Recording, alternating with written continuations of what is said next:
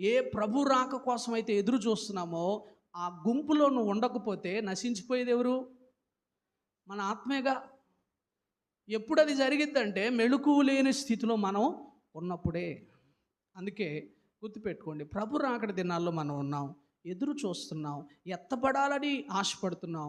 ఈ దినాల్లో మెళకువ లేకుండా ఉండడానికి వీలు లేదు. అలా ఉంటే ఆ దినం ఒక ఉరిగా మారిద్ది.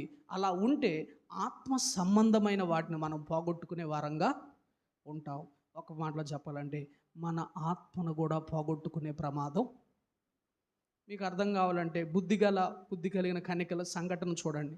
వాళ్ళు కన్యకలు, ఆయన వచ్చినప్పుడు మేము వెళ్ళాలి, ఆయన వచ్చినప్పుడు మేము ఎత్తబడాలి అనే కాంక్ష ఉంది. ఎదురు చూశారు. కానీ ఒక సమయం రానే వచ్చింది. సిద్ధులో ఏమి లేదు, నూనె లేదు.